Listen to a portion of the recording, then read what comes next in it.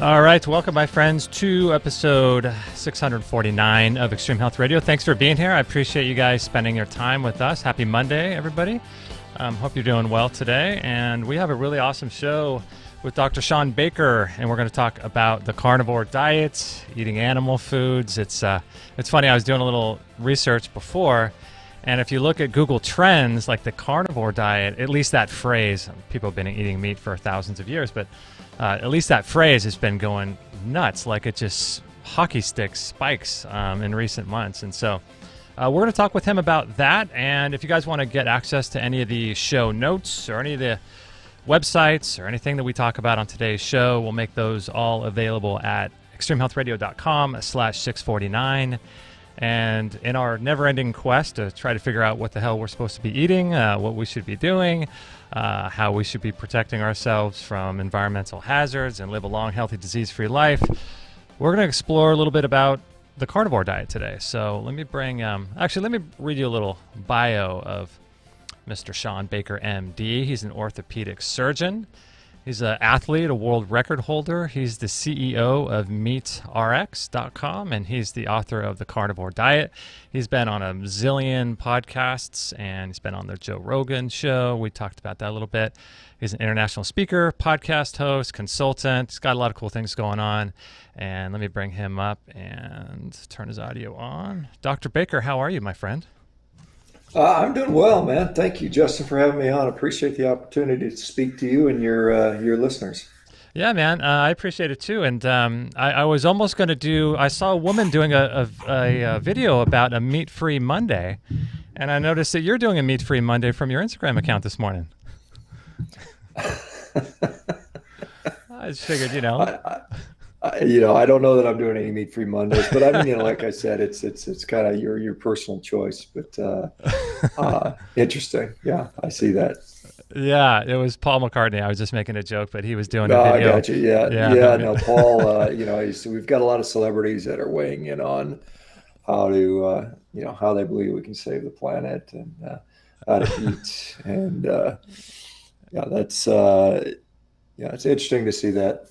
Yeah, it's wild too, and I was watching your video about that too because I had seen that separately aside from the content you posted about that. But I forgot that his wife died of cancer, right? And she was a vegan. I think she was vegetarian when was McCartney. I'm not sure. I know she died of cancer, and obviously it's unfortunate. We don't want to make light of that, but I mean the point is that meat is there's probably no good evidence that meat causes cancer. I think it's all just some very bad science that leads us to that. And there's some agenda-driven messaging behind that as well. I don't know if we want to get into that. But anyway. Yeah, maybe we'll talk about that a little bit of the Beyond Meat Burger and all that kind of stuff. That would be interesting to talk about. It's funny because when I got into this whole field, I started out as a raw vegan for like 7 years. I was 100% raw vegan. And man, I just noticed some big time shifts. Like at first I felt good doing it, for a little bit. I think as with any dietary shift, you might feel good for a little while. Maybe it's because something just shifts in your brain. But I'm so glad I got off of that in 2010. And fortunately I made it out alive, eating more animal foods now. So. Yeah, well, and it's, I think it's pretty clear. I think when we see people that, they give up, junk food. Basically, we see that commonly with people that go on really any diet, whether it's vegan, whether it's Mediterranean, whether it's whether it's a carnivorous diet. Cutting out all that junk food certainly seems to be of significant benefit. I think that's probably what people see initially. When they go on these diets, they feel good for 6 months, and then for some people it tends to go downhill. Mm-hmm. Yeah. So the carnivore diet, a lot of people think that it just means like muscle meat, right? But you're advocating more than that, right? Well, I basically advocate what works, and so for some people it is just muscle meat. For some people it is organ meats. Some people include eggs. Some people include seafood. Some people include dairy. What they all commonly do have is generally some sort of red meat, some sort of red muscle meat. So that seems to be the common baseline, and then people can build on for that. And certainly some people will benefit from adding things on.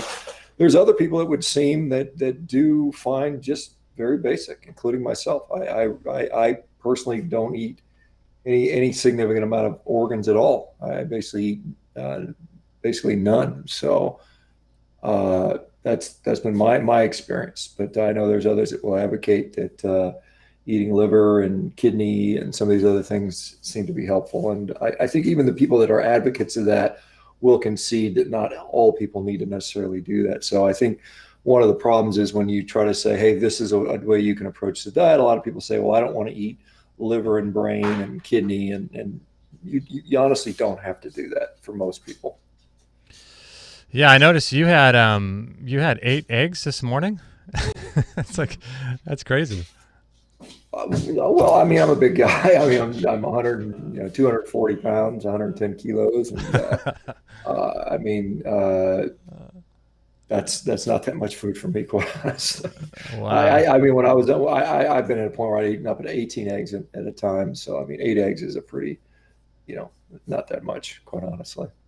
So are you are you, I'm just trying to figure out, like, in terms of the actual meat consumption itself, like, is there much difference between the way a meat is cooked before we get into like organ meats and the differences there, but like boiling versus putting it, flame right on the meat, the different ways eating it raw? Like, we had Agenus Vonderplanitz on years ago, and he was advocating, the raw primal meat kind of, he would even do high meat stuff. What are your thoughts about all of that? I think it's unnecessary. I mean, I think humans have been cooking meat for, Homo sapiens been cooking meat for, as long as we've been Homo sapiens, 300,000, 400,000 years. I mean, arguably, there's evidence now going back 1.5 million to maybe even 2 million years of control of fire and cooking. It's one of the thoughts is, how did Homo erectus, again, this assumes you will support an evolutionary theory, but if we do that, then we see that Homo erectus managed to leave Africa during an ice age and go up into Europe and Asia, where it was clearly very cold relative to where they came from, and it would have been very difficult for them to do that without control of fire. There's a lot of anthropologists, Professor Bill Schindler, among others, that posit that that's the only way they would have been able to do that is by having control of fire. And so cooking is probably something we're well adapted to. Even these, compounds that are formed during cooking, these heterocyclic amines and polycyclic aromatic hydrocarbons, we have a very, very effective way of dealing with those. And those basically are detoxified the same way as things like sulforaphane from broccoli is, in the same exact pathways in the liver, and so we see that upregulation of those systems occur, and so it becomes a hormetic thing. I take the position that red meat does not cause cancer, and so regardless any sort of mechanistic method by which you propose that it does just is meaningless, whether it's heme iron, whether it's TMAO, whether it's saturated fat, whether it's these compounds from cooking. Like I said, humans have been cooking meat for millennia at the minimum. If you're a creationist, then in at least 6,000 years, but more likely Right. we've been cooking for hundreds of thousands of years, if not several million years. So I am not concerned about that. I think the short answer is cook it how you enjoy it. Food that does not taste good to you has essentially zero nutritional value because you're not going to eat it. Yeah. Yeah, it's a trip. When I was interviewing Agenus, I mean, he would do that high meat stuff, and he would put like, he would do organ meats and put like liver or brain or something into a mason jar and cover it up, and then it would be raw, and he'd just let it ferment and grow mold and all that stuff, and then he would actually consume that. Like, that to me just seems like you just said, no human can enjoy that, I mean, some people will say they do, and I know there's people today that still do the raw primal diet, and and Ajanis obviously passed away in an accident, I think at age 72, in a balcony collapse in Thailand, I believe. But I don't think it's necessary. I think there's people that there was all kinds of preservation techniques for meat, whether it was drying it out in the sun or sticking it in the cold or even underwater is way people have or burying it. These are ways that people,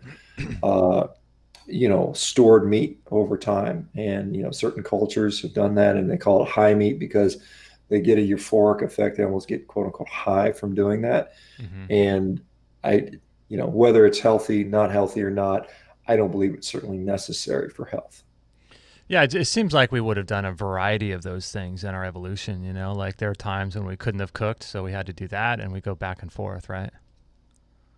Seems like. Uh, yeah, I mean, certainly. I mean, again, it depends on what time frame you're talking about. I think that this is one of the mistakes a lot of people have when we try to look at our past and say, what should humans eat with regard to meat anyway? And I Mm-hmm. think that there is a very different sort of situation between modern. When I mean modern, these are the people we've been able to observe over the last few hundred years. Modern indigenous tribes who, by sort of definition, have been driven, to the fringes of the landscape. I mean, the sort of the people that have taken over those lands have taken the best territory. We've taken the best, most fertile lands. They got pushed off to the sort of the dregs of the environment. Their hunting grounds have been decimated, and so they eat in a very different way from when perhaps arguably 50, 100,000 years ago, and going further back. We had pristine hunting grounds. We had a very different selection of animals to eat. We had these quote unquote megafaunal animals that were ubiquitous, that were actually very easy to kill. These believe it or not, these great mastodons, elephants, and mammoths and whatnot were actually very, very easy for humans to kill. It wasn't difficult. They weren't hard to track. They don't run away from you. Once we acquired that, that projectile and that spear technology, which Homo erectus sort of perfected hunting, or at least allowed us access to hunting. And then as they Mm-hmm. perfected it, we saw this rapid brain growth. And that was due to abundant access to high quality animal fat in abundance. And I don't think we were going through these feasts and famines. I think we had this continuous access to rich, fatty meat, high energy, high quality energy. And that's what allowed this tremendous brain growth, going from maybe the dawn of Homo erectus at around 600 cc's, which were, and as they went, up to 1100 cc's or whatever they ended up getting to, and then eventually this 1700 cc brain that Neanderthal had, and the 1500 cc brain that early modern humans had. And then when we saw the shift into an agricultural system as the megafaunal animals died away, and we had to rely on leaner and leaner animals, then we saw that loss of brain material. So we lost about 200 cc's of brain matter. Mm-hmm. Yeah, it kind of goes back, doesn't that, to that book? Isn't there a book called Catching Fire: How Cooking Made Us Human? Is that kind of the idea that what you're talking about there, where it's the cooking of the food, of the meat, that allowed us to grow our brain size?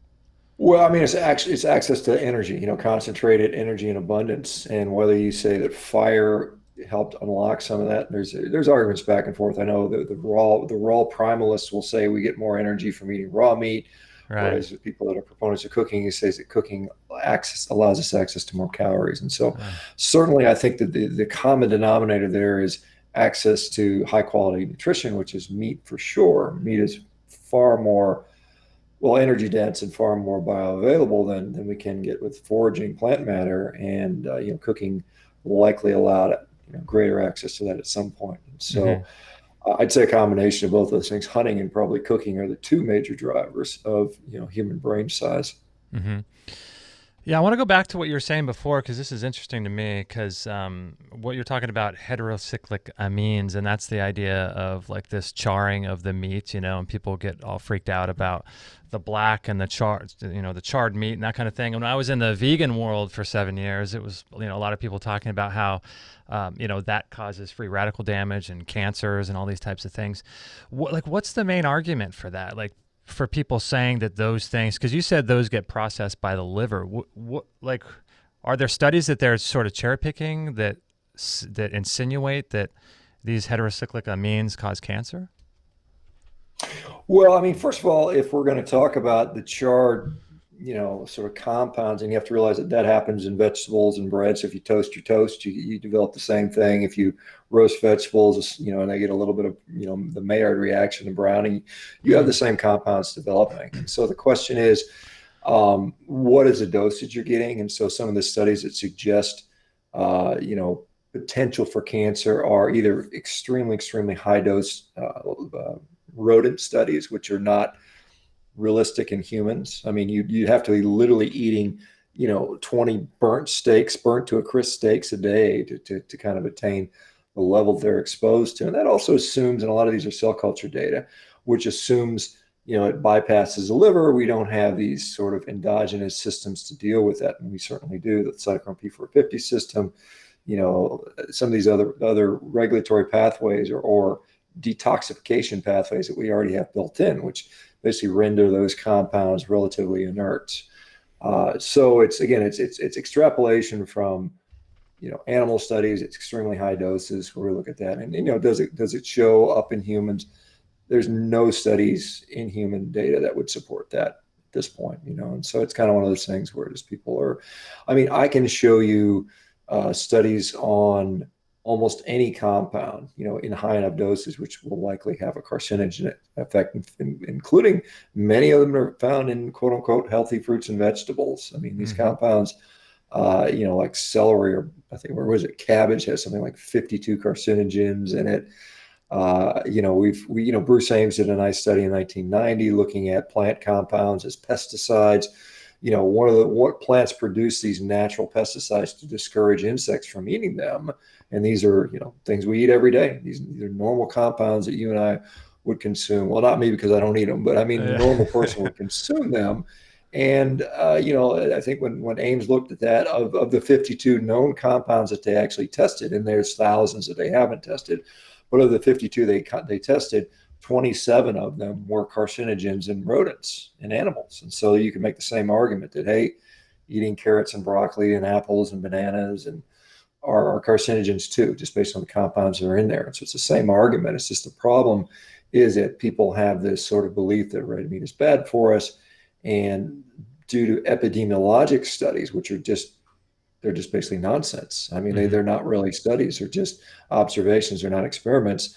So they make this leap that because the epidemiology goes one way, now we're going to look for the mechanistic data to support that. And that's really not, really not good science. I mean, first of all, unless the epidemiology is extremely, extremely strong effect, and we're looking at, 100% increase, 200, some people will say 500% increase before we can even start to attribute causality. And that's when we would start looking for these effects, because I can show you that gasoline kills cancer cells, in certain concentration. And, if we put that in a petri dish, therefore I could extrapolate and say, well, we should all be drinking some gasoline every day because it inhibits cancer cell growth. And obviously that's nonsense, but this is the same rationale that we're being used. It was being used to sort of make this argument.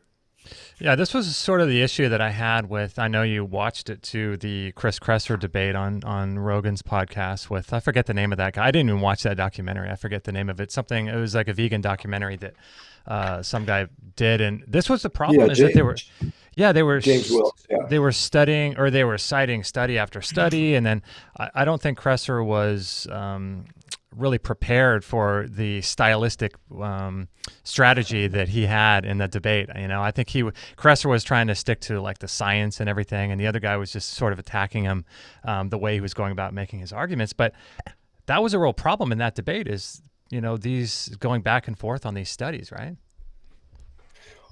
Well, I mean, yeah, that particular debate was not much of a debate. It was just basically ad hominem attacks against Chris Kresser and sort of, questioning his credibility and his knowledge about some obscure, stuff that, it's like, I can put in any study that no one's ever heard of and slam it in front of their face and say, look at this. Right. And it's just, anyway, that's, that was obviously, and Chris was trying to be a nice guy, and Wilkes was very much, on the defensive. Well, obviously it was not a fair debate at all. That's the way it goes.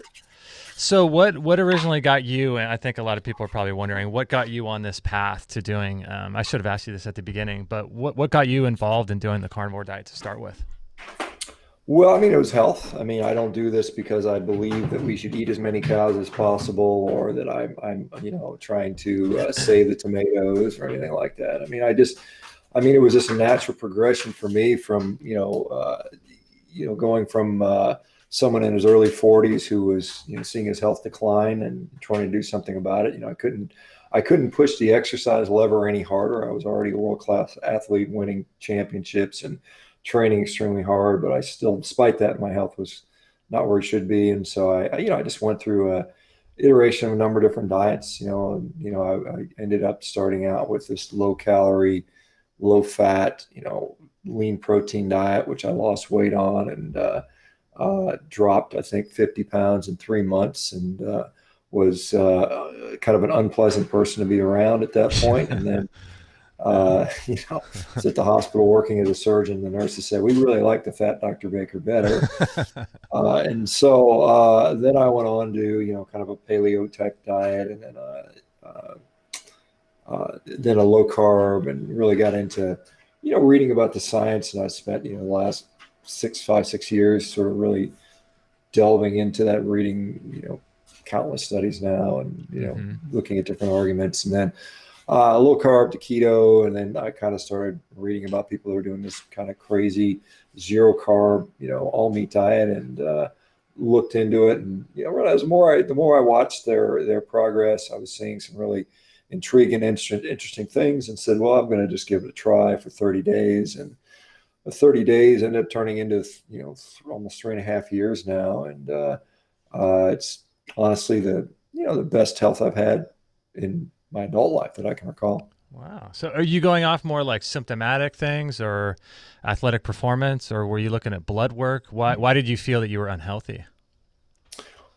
Why did I feel I was healthy? Well, I mean, I was carrying too much fat, too much visceral fat. I had sleep apnea. I had high blood pressure. I had Oh. you know likely pre-diabetes. So I mean, those were the things. Those were situations I was in, and so I had aches and pains from being an athlete for 30 plus years.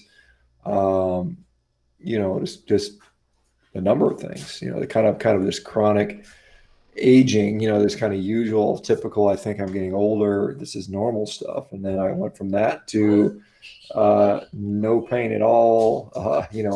I got stronger, I got leaner, I got faster. I was able to do things in my 50s that I couldn't do in my 40s. My blood pressure normalized, my inflammatory symptoms went away completely. All of my joint pain, all of my tendon, muscle aches and pains went away. I mean, when I did check laboratory results, my inflammatory markers were next to zero. My insulin status was very low. I had very low or extremely high insulin sensitivity. Hmm. Blood pressure normalized. Just I checked a couple of years into it. I checked my coronary artery calcium scan to look at my blood vessels in my heart. That was perfect. It was a complete perfect zero. Really? I was able to set world records,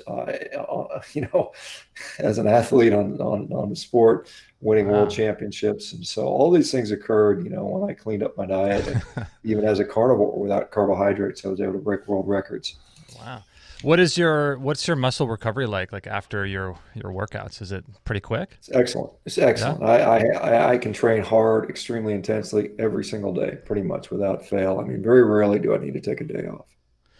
Really? So do you do workouts like 5, 6 days a week kind of thing, and then you can work out the same? Do you work out like the same muscle group the next day, or? Well, I mean, it depends. It depends on what my current goal. Like right now, with like after this show, in fact, I'm going to go on the rowing machine and blast out just a very brief, intense, kind of a high intensity interval workout. Hmm. And then later in the day, I'll go to the gym and lift some weights. And that'll be kind of my routine every day of the week if I can. Unless there's something that precludes me from doing that. Usually, it's a social situation or a work situation where I can't do that. So. Hmm. So it'll be like literally a 5 to 10 minutes high intense workout early in the day, followed by a later day, sort of usually a weightlifting type of routine. And that's been what I've been doing recently, but it varies throughout the year. But Yeah. I generally train very intensely. I'm very, I'm conscious of my time. I don't have a lot of extra time, and so I try and be very efficient. Yeah, it's interesting that you got into all of this because as a medical doctor, it doesn't seem like there's a whole lot of focus, in the medical field on nutrition, and not just nutrition, but like how nutrition applies to our health. And it's just interesting that you were open-minded enough to start looking into lifestyle and diet and how these things actually affect your health. It's not. Am I correct in that in the medical field there's not a whole lot of emphasis on that, right? Yeah, I mean, it's not really part of the training. I mean, you don't go to the doctor for nutrition advice. You don't go to the doctor for exercise advice. You don't go to the doctor, quite honestly, for health advice. And when I say health, I mean not disease. I think health is a different thing. I think medicine is really tailored towards symptomatology management, disease management. It's not really interested in curing disease. We just don't have the facilities or the tools set up for it. I mean, the structure, the infrastructure is really take care of sick people and mitigate their symptoms, do surgeries, do procedures, prescribe medications. It's very rare that lifestyle, even when we talk about it, but we don't really have any teeth in that. There's no skin in the game. There's no real, it's all mostly lip service. And so that's unfortunately a shame, because that's really most of the disease we see, particularly when it comes to chronic disease, is lifestyle related, and we treat lifestyle diseases with pills, which is not really the best answer. We see that. I mean, all we do is we kind of continue to allow people to stay sick, and just give them a pill like, hey, your knee hurts. Mm-hmm. It's the analogy I would use is like, we've got somebody that's in there hitting themselves over the head with a hammer, and they're like, well, my head hurts. And your answer is give them a helmet to wear. I mean, it's, the correct solution would be, hey, stop hitting yourself over the head with a hammer. Yeah. This is a lifestyle analogy versus the drug treatment for that. So this is what we see, and it's what makes money for hospitals and hospital systems. And for sure. Unfortunately, it's the U.S. healthcare system is $3.5 trillion a year, and we're certainly not getting very much bang for our buck. Quite honestly, it's a bloated, ineffective, inefficient system. And not to say that some of the acute things we do very well and very effectively. If I get a gunshot wound, or I'm in a car wreck and my femur's sticking out of the bone, out of the skin, I clearly don't want to eat ribeyes. I mean, that's not the answer for that. But I mean, when it comes to, managing diabetes and hypertension and chronic pain and autoimmune and, the list goes on, then I think there's better things we can do and we should do. Mm-hmm. Are you still a practicing surgeon? Do you still practice? So I don't. I'm licensed to practice in New Mexico, and I thought about going back because I had a sort of a controversial period of time off. And when I got far enough away, I started a company, got so far into this nutrition and lifestyle space, and quite honestly found it to be far more rewarding than what I was doing as a surgeon. And I don't mean financially rewarding, because it's not, but I mean just from a personal gratification. The fact that I am literally helping tens of thousands of people and more every day as we speak regain, not only health in a particular health condition, but their entire life is changed radically and for the better. And I think that's going to be something that ultimately is going to, be more helpful to more people. I can be of more use to people than just going in and replacing knees and hips and shoulders and that type of thing. And I think there's plenty of people that can do that and do that well, and they can continue to do that. But my shift, my first 20 years of practice has been, the more traditional medical model. And now it's hopefully I'll spend the next 20 years, developing this sort of health, what I like to call health creation instead of disease management, this sort of health creation system. And I think it's going to, be an option for people that are tired of the kind of the traditional, go to the doctor, get your pill route. And I think people are getting frustrated, including many physicians. I mean, I know there's a lot of physicians out there that are tired of the system. They're tired of,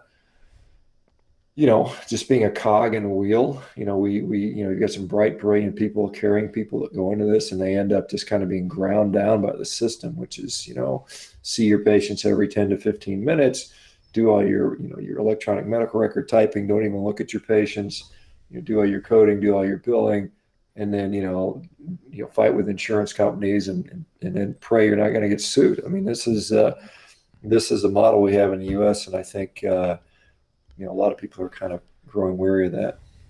Yeah, I hear you. We're with Dr. Shawn Baker. If you want to check out his website, we're going to take a little break right now. His website is MeatRx.com, MeatRx.com. And check it out and learn more about all the benefits of the carnivore diet and what's going on there. And I wanted to share with you guys a couple things about our Relax Far Infrared Sauna. And we love going into our sauna. I go in mine just about every day. Let me bring it up on the screen here for you guys to see it if you guys are watching live on YouTube or Facebook. But this sauna is awesome, and it allows you to detoxify heavy metals. You sweat through your pores, and all of these fat cells or these heavy metals get stored in your fat cells. And it's just a really great way to detoxify. And here's our dentist, Dr. Stuart Nunley, talking about exactly that.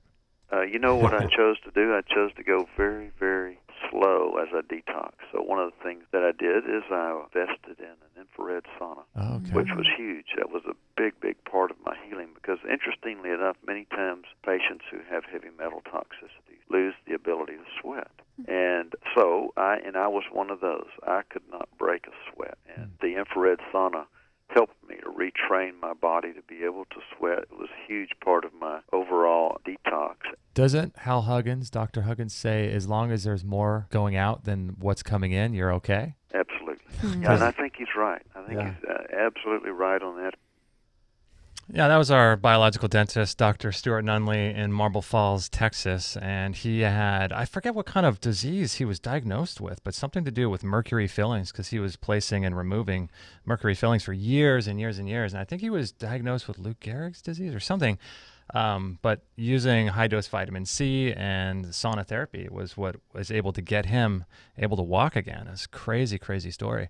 We did a video with him on our YouTube channel if you guys want to check that out. And here's Dr. Thomas Levy talking about basically the same thing. I think you guys were just talking about sweating, right? Mm-hmm. And detoxification. So sauna. that's going to be huge for people. No, it's as long as you make sure you get plenty of the good minerals, man, having a regular sweat in a far infrared sauna is one of your best health practices you can come up with. Mm-hmm. Yeah, because you get rid of a wide array of toxins. I mean, you get rid of mercury, you get rid of iron. They would have you believe you can't get rid of iron, but a lot of the older clinicians called the skin the third kidney. Yeah, I got to look into that actually with what Dr. Levy says about iron, because that really interests me. Is studying a lot about iron and different minerals like magnesium and things like that lately. But yeah, so these Relax Far Infrared saunas are great. They're portable. You can they're low EMF. You can put them in any room. You can break them down really quickly. They heat right away, so you don't have to preheat these things. And what's cool is I usually sit in mine and I usually watch documentaries or I watch YouTube clips or Amazon stuff, and it's a great way to detoxify, and it's been part of my sort of protocol for years and years, sweating in a Relax Far Infrared sauna. So check it out at biocharge.me. If you're listening on, if you're listening on the podcast version, I'll put a link to it at extremehealthradio.com/649, which is this particular page.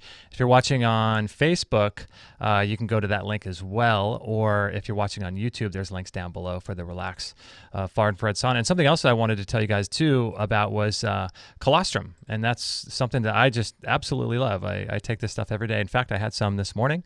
And here's Daniel Vitalis talking about that. So colostrum is the first food that all baby mammals receive, or all natural baby mammals receive. So when we were born, our mother's breasts were initially filled with colostrum before actually there was any milk available to us. And in an ideal circumstance, that's the first thing we drink. Well, the same is true for all mammals, and it's especially true for cows. One of the interesting things about bovine colostrum, cow colostrum, is it has a really unique impact on human health. This has been studied for a really long time.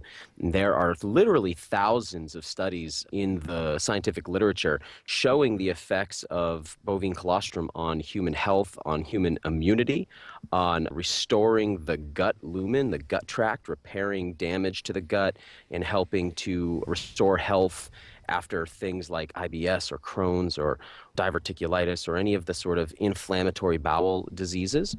And it does this through a number of actions, but primarily through the fact that it contains all of the known mammalian growth factors.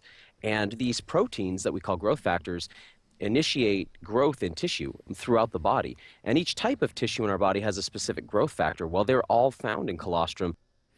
Yeah, colostrum is just, I love the stuff. It's creamy, it's milky. It makes your, if you drink coffee, if you make any kind of drinks, you can cook with them. It's an amazing substance. And I was just telling Kate the other day, like how thankful I am that we didn't have kids. We have, for many of you that know, we have 18-month-old twin boys. And I'm just so happy that we did not have these twin boys when we were raw vegan, because they eat plenty of animal foods and they're growing like crazy, super healthy. So colostrum is a big part of that. So if you guys are interested in checking that out, that'll be available at extremehealthradio.com/649. Or if you're watching on YouTube, there's links down in the descriptions below as well. And we'll be right back with Dr. Shawn Baker from MeatRx.com. You're listening to Extreme Health Radio, and I hope you're enjoying this show.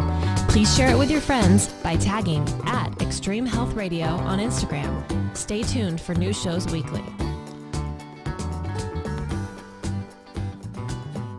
Yeah, come join us on Instagram if you guys want to check out a little bit more about what we're up to and the things that we're doing and all of that, our shows, and kind of just sharing a little bit about our life there on Instagram. So if you guys want to follow us on there and share the show, that would be awesome. Our handle is Extreme Health Radio. So let me bring the good Doc back on. I was going to ask you, Doc, about this, being an orthopedic surgeon, and I follow you on Instagram. And I see like you make all these funny posts about these athletes that are going vegan, and then 6 months later they're out with a career-ending injury, or like all these sort of injuries that are happening to vegan athletes. And I just find it fascinating.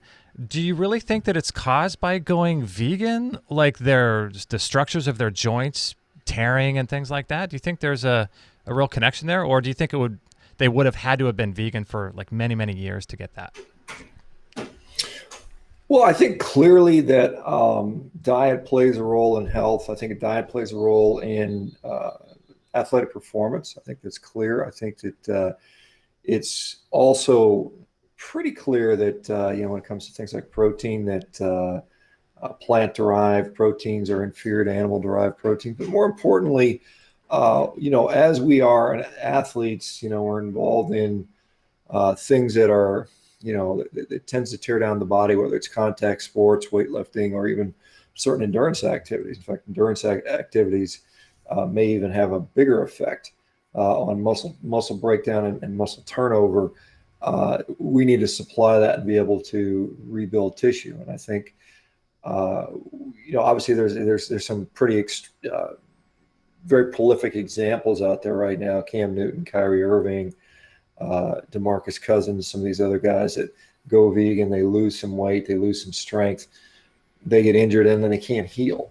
And I think it's very telling that the healing from injury seems to take much longer. And it just makes sense, just from a very empirical level. I mean, if you look about what are we trying to heal, we're trying to heal, basically animal tissue. I mean, this is, at the bottom line, we're healing up animal tissue. And the most efficacious way to get the building blocks for animal tissue is to eat animal tissue. I mean, you can sort of piece together, plant compounds and plant tissues, to do that. But it's, again, the efficiency is much, much lower on that. And so I think this is one of the things that's happening. Obviously injuries happen to everybody, but it's the healing. It was kind of interesting. I had again, this is an anecdotal account, but there was a person that went on this show, Naked and Afraid, as a vegetarian, and again, not vegan, but vegetarian, but she wasn't including meat in her diet, obviously. And, she lost 20 pounds and, it took her literally 2 years, she felt, to recover from that period of time where she lost all that weight. She then switched over to being on a carnivorous diet, went back on the show a second time, again, lost weight, went back to eating her carnivorous diet. And she said within a couple of days, she was good.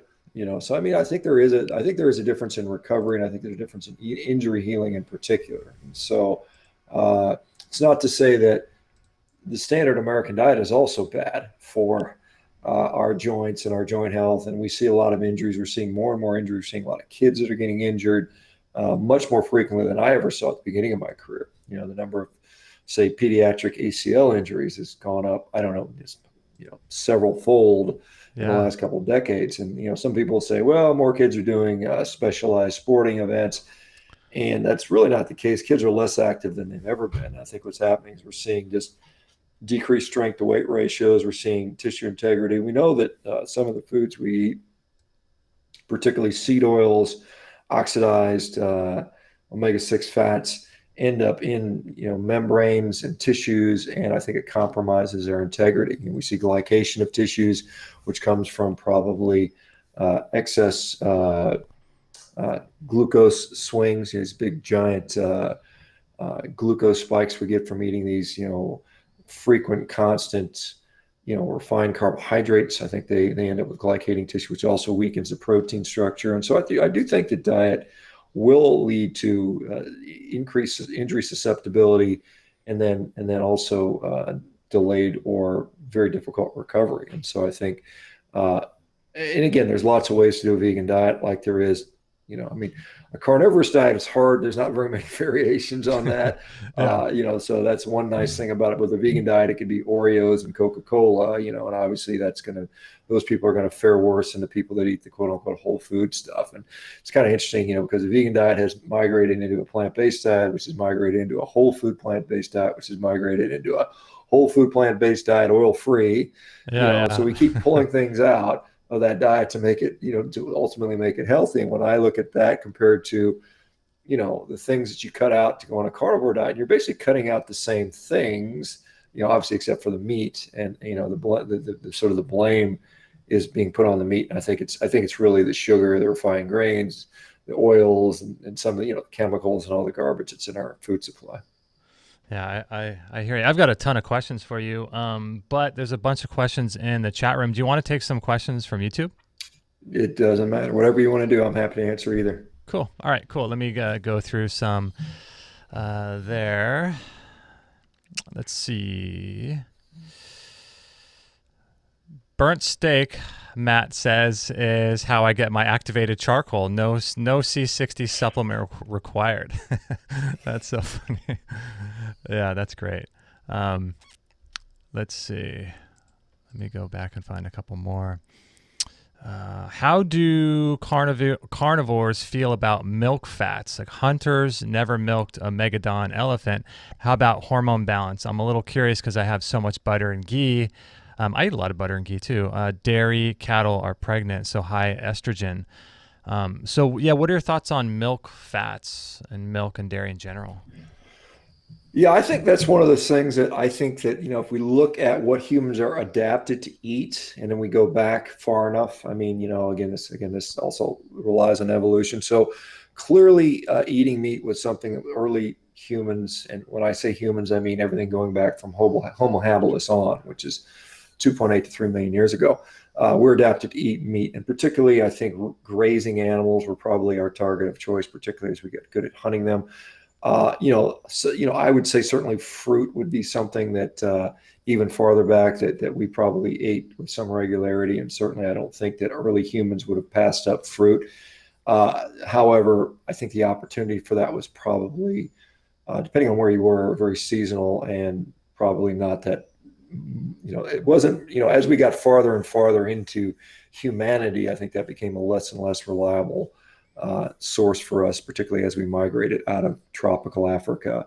And as what drove this evolutionary change in the first place was a huge drop in the temperature. About 5 to 3 million years ago. And so as we saw that the sort of the tropical forests were replaced with savannas, grasslands, we had to make this decision. But as far as any other novel food outside of meat itself, I look at dairy, I look at grain, I look at, some of these cultivated vegetables, because realize most vegetables are a modern creation. We didn't sort of have potatoes and carrots and lettuce and celery and broccoli, and all of those things really didn't exist in their modern form until we cultivated them. But so these modern additions to the diet, and milk is included, really I think depends on, to some degree, your sort of how much adaptation you've had. Is 10,000 years enough time? For some people, yes. Other people, there's obviously many people that are lactose intolerant. Something like 60% of the planet is lactose intolerant. I think that my general recommendation around dairy is limit it. You might have to avoid it completely. I know personally, I've brought dairy in and out on times occasionally, and I generally find that I do better without dairy in general. I think there's different thoughts on, kids versus adults around calcium, around growth. But as an adult human, probably there's less need for dairy. There's less need for added calcium. We do pretty good with calcium balance. Our body's very good at conserving that and utilizing it, so you probably don't need that much calcium.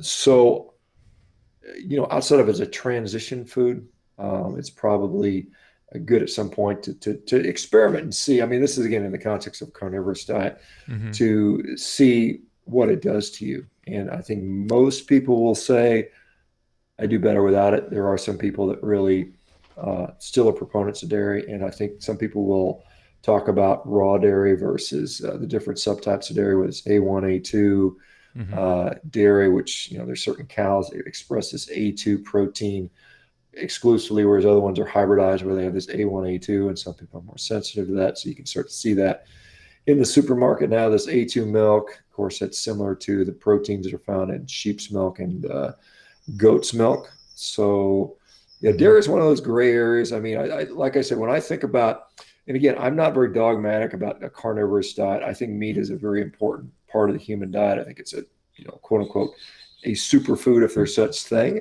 I think, I think our nutrition should come from there. And then if you add things on, it could be, it's based on what you tolerate. It could be some fruit, could be some dairy, it could be, eggs, it could be, and you name it, type of things, and just kind of see where you go. And ultimately, I think you have to be objective about what it's doing for your health. This question comes from Jessica via email. Are you familiar with Dr. Ray Peat and his, let's see, doctor kind of goes on and on. Dr. Ray Peat and glycogen in the liver being the main source of fuel for the liver, and his contention that milk is good for you. So yeah, are you familiar with Dr. Ray Peat and his work on all that? I haven't studied him extensively. I'm tangentially familiar with him. I know he's more of a proponent of sugar.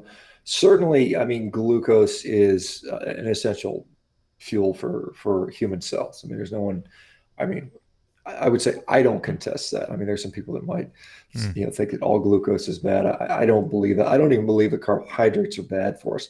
I really sort of more focus on what is in the food itself, and if it's something that irritates you, say it's oxalates in spinach, then that's probably the problem. Obviously, there's some people that high amounts of carbohydrates are problematic, and it's probably, again, what the food is, what the actual food is. Is it a refined carbohydrate versus something else? Glycogen is.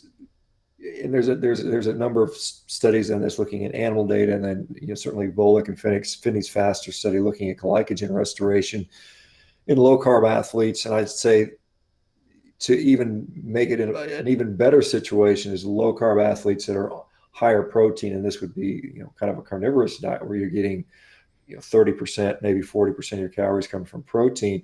Your glycogen stores, particularly overnight, particularly liver glycogen, is is likely very well repleted. So I don't see where that's an issue when we're talking about, in the context of liver glycogen. Now, when it comes to performance, if you're a CrossFit athlete and you're doing 3 workouts a day, you may run into some issues, with having enough glycogen around, on a strictly carnivorous diet. But certainly for most people, just normal people walking around, on a high protein diet, you're going to have plenty of glucose, you're going to have plenty of glycogen. For most athletes, training, once a day, you're going to have plenty of glycogen. I think it's the only situation where you get these people that are doing multiple highly glycolytic activities where that's going to be an issue. Mm-hmm. Here's another good question via email. So they want to know about phosphorus. Is there too much phosphorus in muscle meat, and what are the phosphorus ratios in organ meats? Is that a concern? Is that one of the main concerns, or a concern for the carnivore diet? That is a concern that's been raised by some people in the diet. I think my friend Paul Saladino talks a little bit about that. And so the exact numbers, you're going to have to look. They're going to vary on different cuts of meat and different organs. And so I can't just tell you off the top of my head what the ratios are. There is a concern that, too much phosphorus versus calcium, in a quote unquote a muscle meat based diet. Some people raise concerns about glycine versus methionine.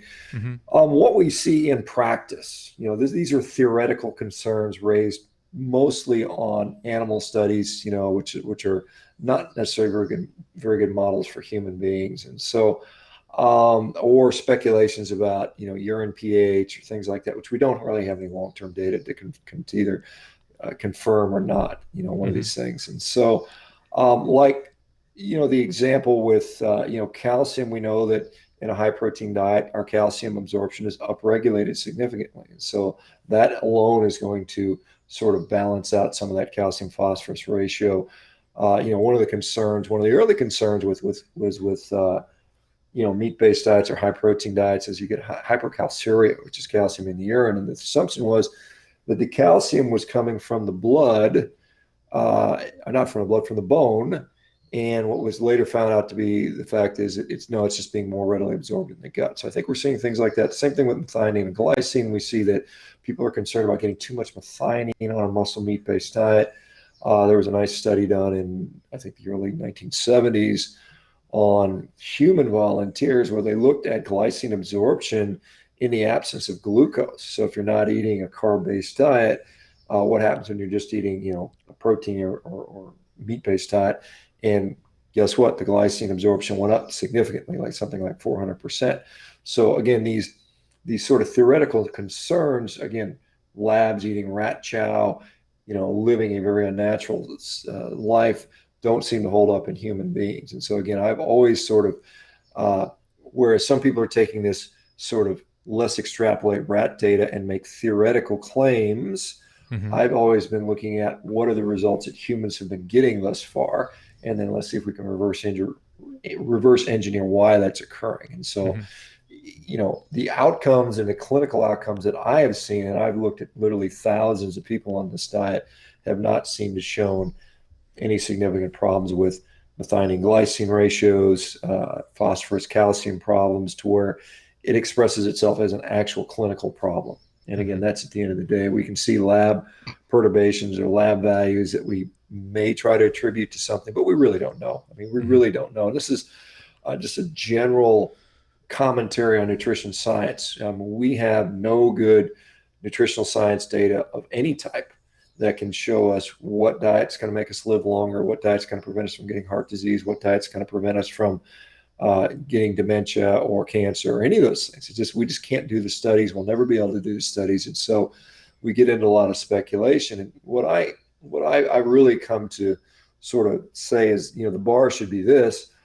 We have people that are sick, and we have plenty of them. We've got all kinds of sick people out there. They're metabolically sick, they're obese, they're depressed, they are, riddled with autoimmune diseases and mental health disorders and arthritis. We can take those people, in many cases, by lifestyle, nutrition, diet being one of the biggest factors, and we can move those guys over into this no longer sick category. That is to say, they're no longer diabetic, they're no longer obese, they no longer have autoimmune diseases, arthritis, digestive issues, and so on and so forth. I think that's really the best we can do. Right. And I think to try to speculate beyond that really gets into a little bit of snake oil, in my view. And I think we should really focus on what we can do today in the short term And I think the people that are no longer sick versus the people that are sick are going to have not only a better quality of life, a better health span, probably a better lifespan. There's no way to verify that, but I think that's a fair, I think a logical approach. Yeah, I hear you. We've got a few more minutes left, and we'll take a couple more questions because I want to be aware of your time, Doc, because I know you have some other engagements later on today. Sure, thank you. Yeah, for sure. A couple more. We'll do some quick ones. Matt wants to know if you're still doing red light therapy. I've got another question on insects. What are your thoughts about that? And what are your thoughts on herbs and spices? Let's start with the red light therapy. Are you still doing that? Yeah, I do it some. From time to time. It's one of those things where you got so much time in the day to do things. And I think the big things, diet, exercise, sleep, are probably the most important. This, I think, is an ancillary thing. I think the risk reward, there's really minimal risk other than the time investment in doing that. And I generally, when I do it, I find that it seems to help with recovery, helps with sleep. It seems to, help in that regard. Mm-hmm. What is the magnitude of effect? It's not like it's a 50% improvement. So like I suddenly get 50% stronger. I would put it in the category or something that's going to make a, 1, 2, 3% difference overall. Mm-hmm. And for some people that is, that's important. I think, doing red light therapy and eating a junk food diet, you're wasting your time. I think you gotta dial in all these other things first. And then this is one of these things that might have a small effect that's positive. And I guess this gets into I'm going to optimize, I'm going to biohack. And to be honest, I'm not much of that. I'm consistently do the basics over and over and over again. And, these other things, maybe at some point in time, you use it as a little thing to enhance things to a small degree. But the effect is not going to be, it's not going to change your life. It's not going to, you're not going to suddenly grow wings and fly or develop superpowers, but it might, I think it may help you sleep better. It may help you with the recovery. There's some, if you look at the objective evidence on it, I think most of the decent evidence that I've seen on this red light stuff looks at, skin health and, recovery and sleep. I think that's where it probably shines. Mm-hmm, mm-hmm. I don't know what you wanted to say about insects or something. Yeah. Someone wanted to know about just your thoughts on insects. Because if you look like the cricket powders and all these things, they're coming in vogue now. And it makes sense that ancestrally, we would have eaten rodents. We would have eaten large game animals. If we're not able to do that, we would have roasted insects. It seems to make logical sense to me. Clearly we ate insects. Even modern primates still, you see chimpanzees always eating ants or whatever insects they can get. And clearly I think humans would have eaten insects, and clearly some do. We still probably a couple billion people on the planet still eat insects regularly. I don't think they are or ever have been a main source of nutrition or protein for humans. And so I don't think we can switch from a meat-based diet to a processed insect based diet now. Most people in Western society are not going to go down and, there's some people who will, but most people are not going to sit there and open up a bag of dried crickets and just start eating them whole. Yeah. I think that's going to be a stretch for most people. There's people just find it not appealing. So what it means is what we do with that is we grind up the powder and we put it in something. Invariably, that'll be some kind of processed food, right? It'll be a bar. It'll be a flour that you mix in something else. So I don't know that eating more processed food, regardless if it's dried up insect powder or milk solids or even beef protein isolate in a processed food form, is really a big win. So, it depends on how you're going to eat. So if you can get people, to cook up some grubs, maggots or whatever, and eat them and they enjoy them and they taste good, maybe there's some benefit there. I know, I think chitin is something that certainly people with shellfish allergies are going to have problems with. Do humans, have they ever eaten, some of these novel protein, not novel, but these less common proteins like chitin and some of these other things in high amounts? Is that particularly deleterious over the long term? I don't think we know. I don't think we have data on that. One of the interesting things is kind of a little tangent here is, we see that these dogs are now getting dilated cardiomyopathy and dying from eating a lot of pea protein or protein from legumes, which dogs clearly weren't evolved to eat. Dogs don't eat soybeans and beans and peas on a regular basis. And now we're sticking in their food and we're seeing a lot of them dying of heart disease. Are we going to see something similar to that with humans with, a bunch of bug protein down the road, or even pea protein, which is being marketed to us? I don't know. I mean, it may take 20 years to find that stuff out. So it's kind of an experiment. Mm-hmm. I hear you. Okay, let's do a couple more because we're right at the hour mark right now. What are your thoughts on herbs and spices? And the final one is, what do you think about combining vegetables with meat and the whole food combining argument? I know you've talked a lot about that, but Yeah, I mean, the way I define a carnivorous diet is, we put the focus on the meat. I think get all your nutrition from the meat, and then the rest of the stuff it's as tolerated, it's flavor, it's spice, it's variety. I personally think vegetables are, honestly, I think fruit are probably more beneficial than vegetables, quite honestly. And the reason I think that, I mean, outside of flavor, I don't really buy into the belief that these phytonutrients add much to human health or the diet. I think there's, maybe certain conditions, they have a drug-like effect, and do we develop tolerance to the drug-like effects? Is there problems when we don't eat it? Is there withdrawal stuff? I mean, you can use the same analogy with nicotine or caffeine or alcohol or any of these types of substances, which are plant-derived compounds, which, they do things. Some of them are good. Like, some people argue caffeine speeds up things. It might improve our athletic performance, but then there's a downside to caffeine, just like anything. Nicotine has positive enhancements. That's why people do it. It's a pleasurable response. But then there's downsides to it. And so I basically say as tolerated, if you want to throw some, garlic or herbs on your steak and mix it up in some herb butter and cover it on your steak and you tolerate it, fine. It's no problem at all. It's just being objective about how it does for you. Some people will find that their gut performance is worse when you do those things. So like I said, I'm not going to come there and kick you out of the carnivore club if you put spice on your steak. I mean, I think that's just silly. Yeah. But I do think there are some people out there with like severe medical issues who are very sensitive to these things, and they have to be cautious. And sometimes they just have to completely eliminate it. And so a lot of people come into the diet, they're coming with Crohn's disease or ulcerative colitis or some kind of autoimmune disease or even some kind of refractory bipolar mental health disorder. It sometimes makes sense to go very, very strict for a period of time. And then, if they choose to, you add these things back in one ingredient at a time and see what they tolerate so they can have as much of a variety in their diet as they can tolerate. And I think that's, assuming that provides them good health, that's completely acceptable. Mm-hmm. Yeah, good stuff. Good stuff.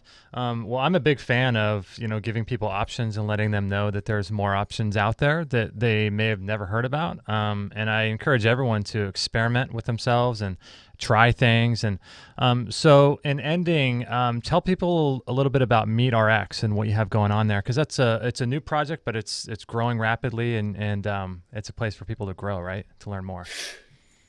Yeah, we launched MeatRx. It's myself and my co-founder. Her name is Masa Rostami. She's a data engineer and AI scientist out of Silicon Valley. Also, who discovered a carnivore diet has just dramatically improved her health. And so we've got, a team of like 30 volunteers that came together to help us make this platform happen. And all of them are on this carnivorous diet. And they've all had just dramatically improved health outcomes, and they're very passionate about it. And so what we've done is, it's kind of a meeting place. It's a support place. It is an information hub. We've got this incredibly affordable coaching service. It's $18 a coaching session, which is just, just incredibly affordable. We want to do that because we want to have as many people, have access to this sort of knowledge and experience, and potentially, help their health. Like I said, I came from this disease management industry where I spent decades putting on expensive Band-Aids on people. And, I saw the system just evolve further and further into just a big business with health outcomes as a secondary consideration. And so we're really trying to drive this health creation system, and trying to develop this. And we've got sort of a lot of big plans, but yeah, we've been growing exponentially since we launched on November 19th, which is Yeah, we did it incidentally the same day my book came out, The Carnivore Diet, which is, available on Amazon, by Shawn Baker, MD. That's something that we did, intentionally to kind of co-launch those things. And so I got very busy when that came out because the book launched, and then we launched this company on the same day. But yeah, I mean, I spent every day, talking to folks just like we're doing now, but there's maybe 50 to 100 people on a video conference chat. We just get in there and we answer and ask questions.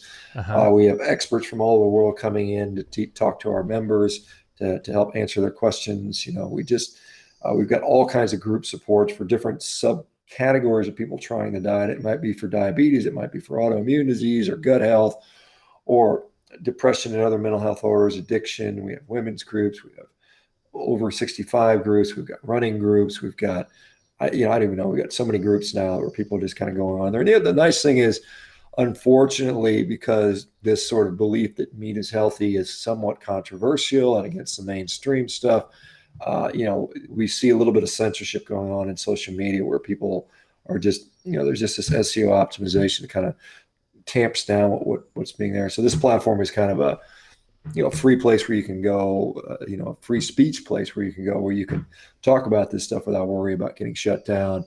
Yeah. And then, like I said, as time goes on, we've got a big study coming up with Harvard University, David Ludwig, Melinda Leonard's, Boston Children's Hospital. We're going to be doing this carnivore study. I suspect we'll get 5,000 to 10,000 participants. That will be published this year, and that's going to sort of maybe get this more accepted in the mainstream, because I got lots and lots of physicians now that follow me that have now put their patients on this diet, and they see what I see. They just see people getting healthy and healthier and healthier. Wow. And it's becoming, in my view, it should not be a last resort for people. It should be a first option for many diseases rather than, doing surgery or putting people on medications. I think we should try fix their diet. This is a very effective, very simple, very powerful, quote unquote, elimination diet. At least you can do that and solve these nutritional issues. If my hypothesis is correct, that nutrition plays a huge role in disease, and I think there's a lot of evidence to support that, then I think this, in my view, will prove to be one of the most effective nutritional interventions you can do. And then, whether you do it long-term or not, that's certainly up to the particular person, and it's debatable. Mm-hmm. What its use is in there. But I mean, there are people that have done this 10, 15, 20 years, and they are just doing fine, just fine with it. That's awesome. And are there like recipes and things like that so that you can learn how to make stuff?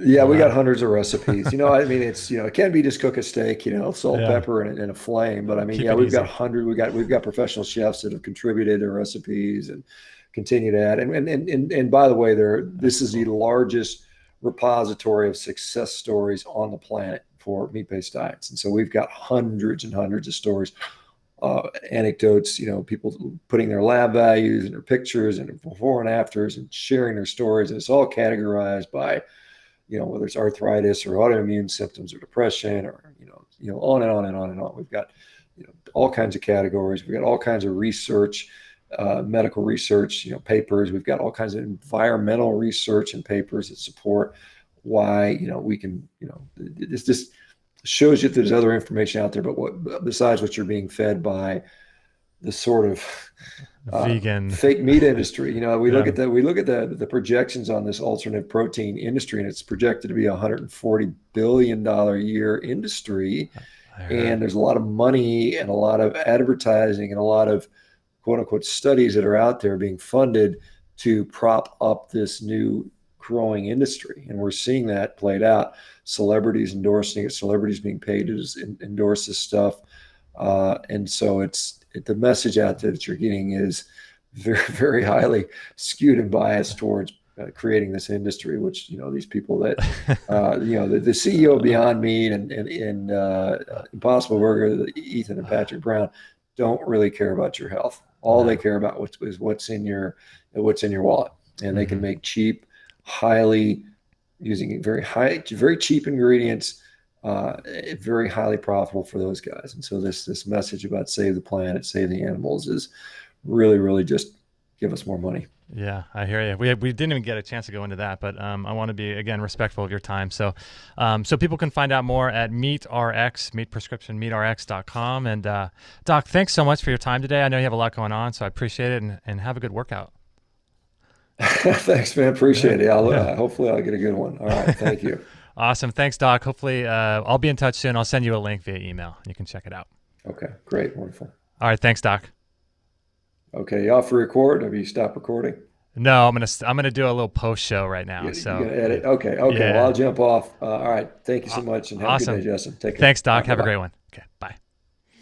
All right, guys. Well, I hope you guys enjoyed that. We're going to take a little bit of a break, and I wanted to get your thoughts in the chat room about what you thought of him and what he was taking. So I'm kind of surprised at some of the things he said, and I'll share some of that right after this. But I'm just curious what your thoughts are. Maybe we can kind of hash out some ideas in the chat room. And so I wanted to share with you guys more information about this Greenwave dirty electricity filter. And here's Ken Rolla talking about dirty electricity and how dirty electricity affects our health and our biology and cell membranes and all that kind of stuff. It's really, really fascinating. So if you're dealing with dirty electricity or you want to improve your sleep, I really encourage you guys to get some sort of dirty electricity filters that you can put on your wall. Stetzer makes some good ones, and Greenwave makes some good ones too. So check this out from Ken Rolla. Dirty electricity, what that does and what it is actually for people that aren't aware is when the power company is generating electricity and sending it to you,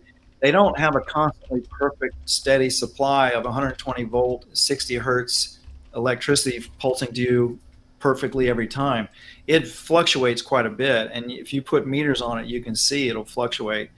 And so that fluctuation, and there are micro fluctuations as well, and those micro fluctuations, all that fluctuation creates these pulses in the wiring that will create EMF pulses around you. I mean, the wires themselves, when electricity is flowing through them, that will create a field around the wires that can affect you. But then when you've got all that little pulsing and micro pulsing going on, it's creating these frequencies of fields that are pulsing and affecting you negatively. And so those devices like the Greenwave, they will act like an inductor and smooth that signal out so you don't get that pulsing. And then my devices, because of the scalar fields, they will structure the EMF coming off of the wires in your house and everything else as well. I use those. I use Stetzer filters and Greenwave. I got both.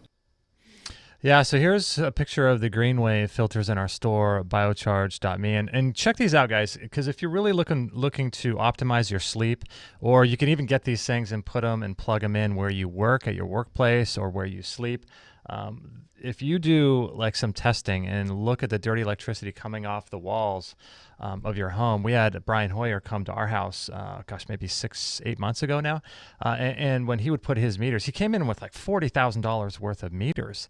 And when he puts those things up against the wall, none of these wires are properly insulated. So they're putting off magnetic fields, they're putting off electric fields.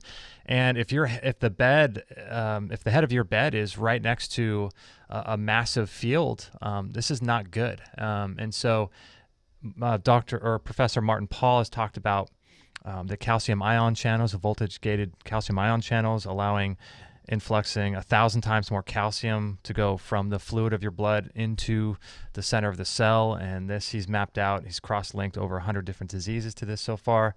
And this is what dirty electricity is. And unfortunately, I don't know why we went to, when we were setting up our infrastructure, our electrical grid, why we went to alternating current, AC current instead of DC current. But, that is what we did. So part of making a home, an environment that facilitates health is making sure your light environment's good, your electrical magnetic field environment's good. And so you can also get these things for your whole house, kind of like a whole house filter. We have those on biocharge.me as well. But you can get these individually for the rooms, and then you can also get a whole house, kind of like a water filter, but for electricity, for dirty electricity in the walls. So make sure to check those out. Dirty electricity filters from Greenwave at biocharge.me. And here is, let me bring up a picture of the Magnetico sleep pad that we use and have. And we're going to bring on a little guy here. What's his name? Let me make sure I get the correct one up here. Jason Prawl from the Human Longevity Project to talk about the Magnetico sleep pad. I just heard those devices that you had during the break, by the way, and I actually want to add to that because that's really cool stuff. I actually have the Magnetico sleep pad myself. I've got the 20 Gauss. It actually is really important. And what's happening is with the Earth, according to research and some pretty good science, that the poles are actually wandering instead of being sort of perfectly aligned and opposite of each other. There's multiple poles on the north and south, and they're actually wandering around. And basically what that does is it decreases magnetism around the Earth, but it does so in an uneven way, in an undistributed way. So it's not exactly uniform around the planet. What's happening is we are getting extra solar energies coming to the Earth. So we're actually seeing like UVC is now increasing on the planet because of our magnetic field. Our magnetic shield is not as protective. So it's really interesting stuff what's happening as we're moving into new parts of the galaxy, and we're getting new energies and all this stuff is changing. So I actually have a Magnetico sleep pad. Yeah, these things are awesome, guys. I really recommend them because one of the things I like to recommend are things that don't require, they're sort of passive ways to improve your health. And, like Dr. Baker was talking about earlier, if you have a headache and, you're banging your hammer against your head, the solution isn't to, wear a helmet. The solution is to stop banging your head with a hammer. And one of the things that a lot of people talk about is like making sure your environment is conducive to healing and to optimization. And unfortunately, our environment's changing rapidly with the rollout of 5G. This is causing all kinds of health conditions in people, cellular breakdown. It's massive. And so I used to be a proponent, it depends where you live, but I used to be a proponent of grounding, but where we live, grounding is not something I do anymore. I now sleep on the Magnetico mattress. We have a 10 Gauss. They come in 10 Gauss and 20 Gauss strength magnets, and there's hundreds and hundreds of magnets on this thing. And what's cool is that our kids sleep on this. It's amazing. And the magnetism of the Earth has been decreasing, and some say it's decreased over 80% in the last 4,000 years. And so apparently the Babylonian Empire used to have a magnetic field. It was around 3 to 5 Gauss. Now it's less than 0.5. Some people say that when giants roamed the Earth, it was like over 200 or 300. I don't know about that, but it's just interesting. These things have 2,000 magnets in each pad, and it is just a really, really great way to optimize passively your sleep. The magnets themselves lose about maybe 5 or 6% over 50 years. So this is something that you could like take with you and just use the rest of your life. The Magnetico sleep pad is one of the ways that I like to mitigate 5G exposure, especially while we're sleeping, but then also to bathe your body in a magnetic field. And so I'm just a big fan of these things. We're going to be upgrading ours to the 20 Gauss here pretty soon. So make sure to check those out if you're interested and all that. So we'll be right back right after this. We hope you're enjoying this episode. Thanks for being on this health journey with us, and don't forget to check out biochargeme.com for hundreds of health products to build a better you.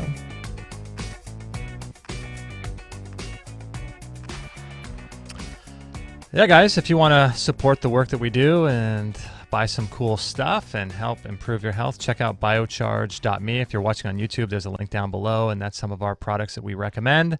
And, think about us. Think about the work that we do. If you're looking to buy some products, some of the more recent ones we put on there were Matt Blackburn's Digest It All and Dissolve It All. And the Gluten Savior, I think he's discontinuing that one. And so if you guys are looking for optimizing digestion, breaking down fibrotic tissues in your body, that's his systemic enzyme formula. Dissolve It All, I take that every night, as well as his other supplements. So it's really, really cool. We've got some good things going on there at biocharge.me. So make sure to check that out if you guys are interested.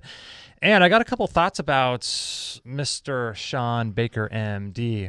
So one of the first things that I kind of thought about, because I've been following him on Instagram for some time, and we have a couple minutes, so I'll hang out for 5 or 10 minutes here. But I wanted to get your thoughts. But I was really kind of genuinely interested in the carnivore diet and everything he had to say about that. And I thought he was much more dogmatic than he was, because it's interesting that when I first got involved in all of this health and nutrition, I started out as a raw vegan and following David Wolf and following The Best Day Ever. And I have to say, I learned a lot during that time about nutrition, and that's what got me involved in the raw vegan kind of side of things. But I was expecting Dr. Baker to be much more dogmatic and much more black and white, but I found him to be surprisingly copacetic with other types of diets, and telling people that if they want to add these things to the carnivore diet, I think his general recommendation was including more meat in your diet. And I thought it was interesting when I asked him about the crickets and the insects, because his first sort of thought was like, I could tell how his mind was working. He was thinking like, okay, if someone wants, I think he was thinking that the person who was asking the question about the crickets was basically, can I replace eating meat with, insects and that kind of thing. And that's interesting because his mindset was more like all or nothing kind of thing. And that kind of explains why his diet is so, it's just meat only. But I think that all of these things would have been true in our ancestry. We would have eaten rodents, we would have eaten insects, we would have eaten plants, we would have eaten all kinds of things. But I did like what he had to say about like this hybridized plant foods that we have.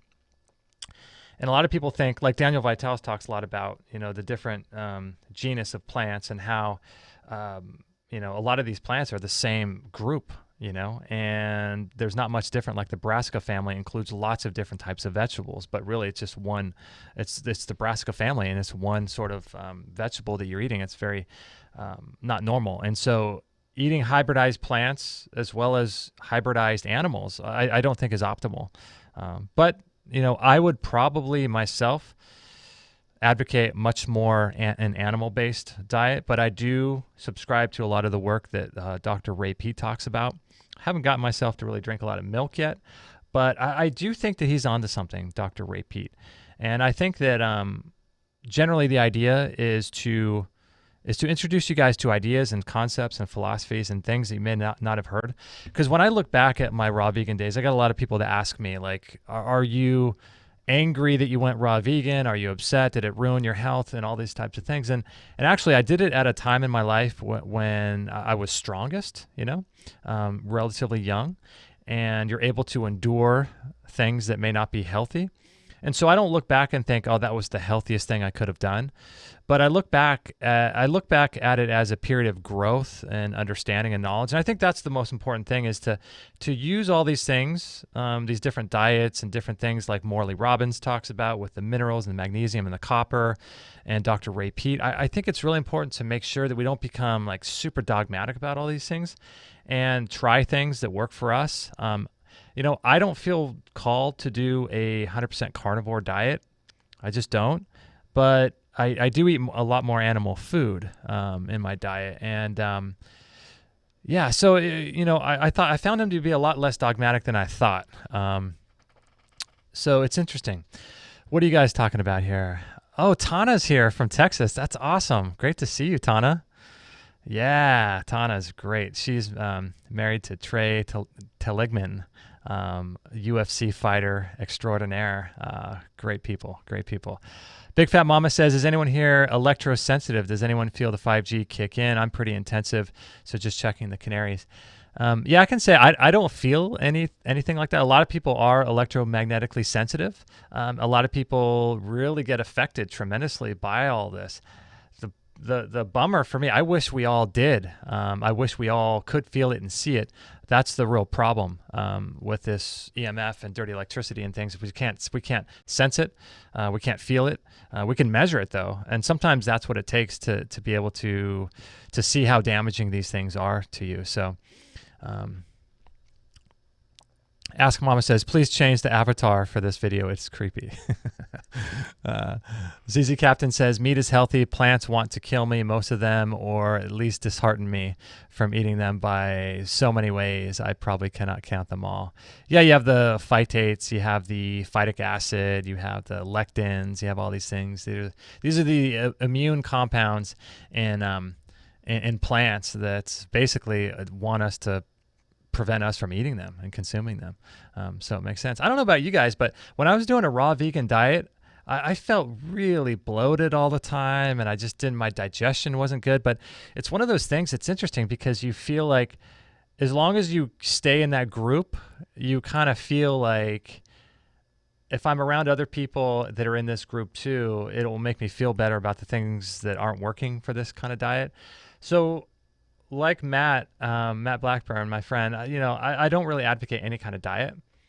Just eat whole foods, fresh, in season, local, and whatever that may be for you. I think it's good to just experiment and try different things. But like Dr. Baker was saying, I think that, you're going to get a lot of propaganda and a lot of people pushing these agendas. And this fake meat agenda is a big one. It's really damaging for people. I think it's going to be really damaging for people that have excess iron accumulation in the brain. And polyunsaturated fatty acids that are accumulating in the tissues. And I think that this fake meat is going to cause a lot of Alzheimer's and dementia and these types of things that accumulate in the brain in the tissues. And Karen says, don't you think cows and pigs have the same feeling of not wanting to be eaten?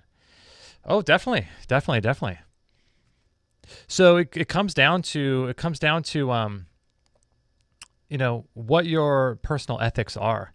If you feel good doing a vegan diet or raw vegan diet, then I would advocate you.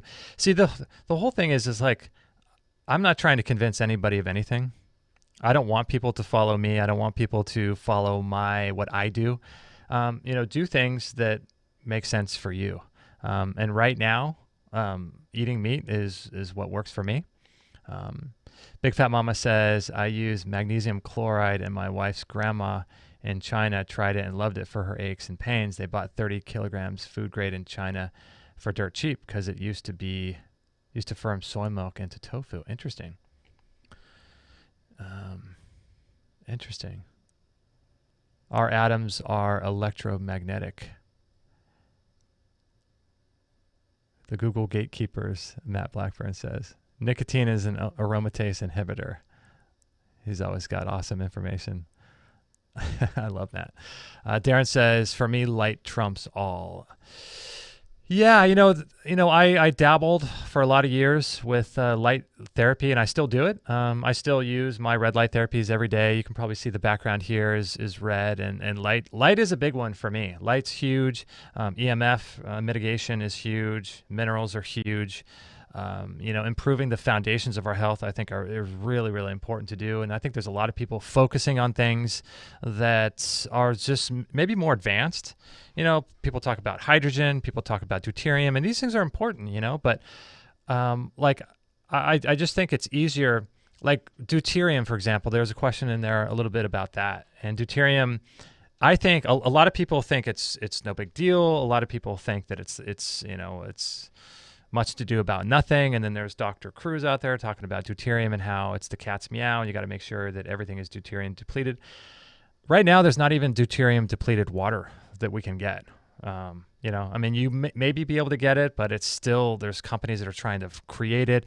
It's just not something that is I think a main factor of our health. I understand the idea of deuterium, at least from the show that we did on it, and the different research I've done. And I see, if that's true, how it could deplete your body's ability to create ATP in complex 5 of the mitochondria. But unless there are solutions, out there that are practical, maybe there will be one day. Same with hydrogen. If there's practical solutions, and you've been on this path for a long time, it could be something to focus on. But like simple environmental changes are going to be what help you the most. Getting good sleep, being in a good relationship, having community, making sure your minerals are balanced, making sure you have enough magnesium, making sure your EMF is not going crazy and you don't live next door to a 5G tower, making sure that you're regulating your iron and you're doing something about getting rid of iron and PUFAs and these types of things. Super, super important, like foundational work, that those are things that you can actually do that will move the needle, I think. And then, if you want to add a carnivore diet or keto diet, if that's something that you feel drawn to, I don't feel drawn to those things particularly, but just focus on the foundation of your health. I think that's where we should start. As an athlete, I bet Dr. Baker is well detoxified, so probably doesn't need extra red light. Yeah, I see him doing his exercise and stuff outside, so that's always a good thing. Jesse says, I read an article recently that said that insects are high in protein, just saying, much higher than meat. Well, it all depends on the bioavailability, of copper, and what is in that protein and how bioavailable it is and how much your body's able to accept it and utilize it. So it's really important to make sure that these things, but it's like you focus on, I think it's most important to focus on things that are foundational, things that are ancestral, things that we would have done through millennia. 30 bananas a day. I just don't think we evolved doing that. And this is one of the things about the ancestral diet too, that I think there's an issue with. Just because we evolved doing something doesn't mean that it's healthy or right or optimal, right? So let's say, for example, from this point forward, for the next 5,000 years, human beings consume Twinkies or plants only or meat only, right? That doesn't mean that just because we did something that we should keep doing it. But what makes sense is that, how were we designed? And although the ancestral diet is really important in the sense that our physiology matched what we most likely carried out as a practice and a lifestyle thousands of years ago, there is a sense of that. So that is important, but also try new things. Try things that maybe you never tried before and see what your thoughts are about that and see how you feel. I think there's a lot of people out here. We've had people like David Wolf on the show who, I don't know if he's a raw vegan still, but he was advocating the raw vegan diet. And now Shawn Baker, we've had Ajanis Vonderplannis on the show talking about the primal meat diet. A lot of people advocating different things. And I think the biggest thing is to sort of stop listening to people, figure out what makes sense, and try something and be the canary in the coal mine for that. And try things, try different things and see what works for you. And my best guess is that something might work for you for a few years, and then you'll kind of transition out of that and try something else, and you'll constantly be trying to upgrade and trying new things. And I think that's ultimately the idea. And I think for me, the biggest thing is to avoid, this Beyond Meat stuff and listening to mainstream media propaganda about this, that, and the other. Just avoid listening to those kind of people and do some research, try some things. The oxalates in plants that build up through time is an issue we have to be educated about. That is true. Nikki says, hi, Justin. No Eskimo would think eating meat is wrong. Diet dogma is rife. What salt do you use? Do you use dulse flakes or seaweed or those sorts? No, I don't use any. I don't use any dulse, or I used to. Some of those minerals from the sea, seaweeds and things like that. I forgot. Kate just bought a new salt. I forgot what it is. I have to go back and look at it. But yeah, the salt is important. Make sure you're not getting bad salt. But then again, there's people out there like Dr. Hal Huggins for many years talked about, Morton's canning and pickling salt was the one salt that he got the best results with. And that isn't some like Himalayan pink salt, isn't some black salt from Hawaii, isn't some Celtic sea salt. This was Morton's canning and pickling salt that Dr. Huggins had the best success with. So try different salts, So hope you guys enjoyed that show. We're going to be changing things up a little bit, the format of the show, the duration of the show, and the frequency of the show as well. So we're going to be changing some things up a little bit and hope you guys enjoy that. I appreciate your support so much. So here's the kind of thing that we're going to be doing. We're going to be doing shows every Friday morning here on Facebook or on YouTube at 10:45 a.m. Once a week on Friday mornings. And then if you're subscribed on iTunes or Stitcher or any of those platforms, there are going to be shows Monday through Friday. So this is a big sort of change that we're going to be doing Monday through Friday. So we're going to release this as an episode. We're kind of behind a little bit with the production of our most recent past episodes. But generally speaking, what we're going to be doing is releasing the Friday morning YouTube, Facebook Live podcast as a as a podcast on Sunday night for Monday morning. So I figure there's a lot of people that are driving and commutes and things like that. And so we're going to be recycling those shows on Tuesday, Wednesday, Thursday, Friday mornings. And then Friday morning on YouTube and Facebook, we're going to be doing our live video show. And so if you're subscribed on YouTube, subscribed on iTunes and platforms like that, then you're going to be getting a show Monday through Friday. So I'm going to release those in the evening the night before. So you guys can check out those if you're interested. Thank you for all your support. I really appreciate it. Sheila, thanks for being here. Mr. Matt Blackburn, thanks for being here. Big Fat Mama, Nikki Hinton, all you guys. Karen, thanks so much. I really appreciate you taking the time out of your day to watch this and to learn a few things. ZZ Captain, I really appreciate you guys a lot. So if you want to support our work, just go to some of the links down below in this video. And if you want to support Dr. Baker's work and check out MeatRx, go to meatrx.com and you can find out more about that. Love you guys a lot. Thank you again for your support on biocharge.me. So anytime you're thinking about buying some supplements or maybe some tools or devices, make sure to think about the work we do. I would really appreciate that. That would be really cool. So if you could go through our link and support us that way, that would be really tremendous. And also on Amazon as well. If you guys want to go through our homepage, extremehealthradio.com, down at the bottom, there's an Amazon link and you can support us that way. Every little bit helps and I really appreciate it. There's a ton of podcasts out now. There's a lot of new people providing great content, and the fact that you would spend time with ours means a lot to me. So thank you again. I really appreciate it. Nikki says, thank you, Justin, for your invaluable contributions. Blessings, 10,000-fold to one and all. Thank you, Nikki. You're awesome. I really appreciate it. There was a really cool comment at the beginning of this. It said, Temple Health said, some watch Days of Our Lives. We watch Extreme Health Radio. That's so funny. Yeah, you guys are awesome. I really appreciate your support in any way possible. Sharing our shows, that really is a lot. That helps us a lot, as well as any support financially through our store and things like that. So love you guys all so much. You guys are amazing. I really appreciate it.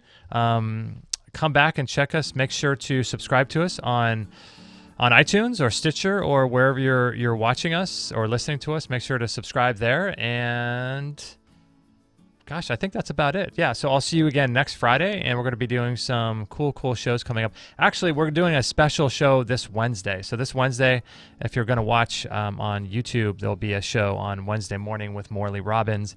And we're going to try to do a cool presentation for you guys about cancer and minerals. And I think Morley's work is foundational.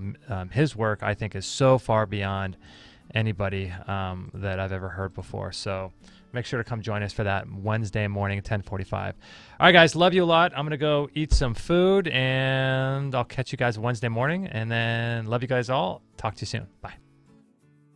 No material on this blog is intended to suggest that you should not seek professional medical care. Always work with qualified medical professionals, even if you educate yourself in the field of live food, nutrition, and alternative medicine. I'm not a doctor, nor am I offering readers medical advice of any kind. None of the information offered here should be interpreted as a diagnosis of any disease, nor an attempt to treat or prevent any disease or condition. While information in this blog is discussed in the context of numerous conditions, it can be dangerous to take action based on any information in this blog or to start any health program without first consulting a health professional.